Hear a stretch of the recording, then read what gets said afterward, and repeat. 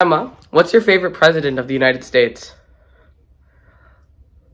I would have to say probably I remember John F. Kennedy with fondness. I think Ronald Reagan was very good for the country. And I liked Obama. Okay, all right. What's your favorite president of the United States? Abraham Lincoln. Okay. What's your favorite president of the United States? George Washington. That Abraham Lincoln would be one of the best presidents of the United States. My reasons are that he helped end slavery. Yeah. He kept the country united.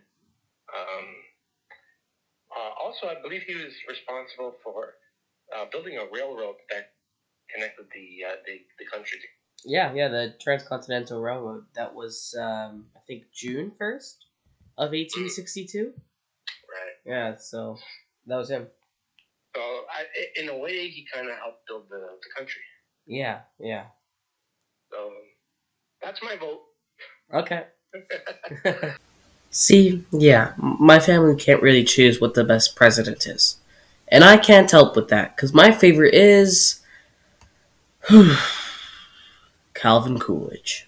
First off, as president, Calvin Coolidge had put down the national debt from $23.9 billion with a B, to $17.3 billion by the end of his term. Calvin Coolidge also signed the Indian Citizenship Act, basically meaning that the First Nations peoples of America were now citizens of America, and essentially proclaiming that if you are born in the United States of America, you are a citizen no matter your race, ethnic background, or if your parents are, not American citizens.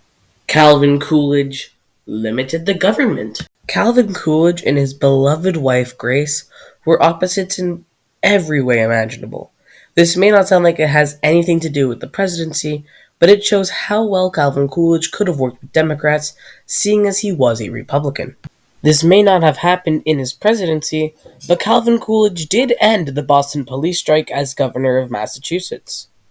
As commander-in-chief, Calvin Coolidge signed the Kellogg-Briand Pact, which said that they should not use war, people should not use war to resolve disputes or conflicts of whatever nature or of whatever the origin may be, which may arise among them.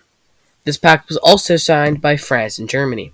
And well, yeah, I admit I am making the Coolidge administration sound like a bunch of, fluffy rainbows and such a good time. And for the most part, it was. The only real major drawback to the Coolidge presidency was the Immigration Act of 1924, which basically heavily restricted immigration from people coming from countries in Asia. But let's not pretend like, Coolidge is some heinous monster that made one really big mistake.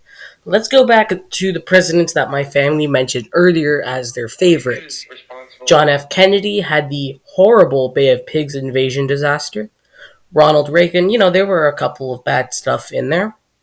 Barack Obama, with the recession. Abraham Lincoln suspending habeas corpus. George Washington's presidency is probably the least mistakeful, but I'm sure I can find probably at least one thing that he didn't do that was, or he did do that wasn't, the greatest. But that's okay, because every person makes mistakes, just like Canadian prime ministers.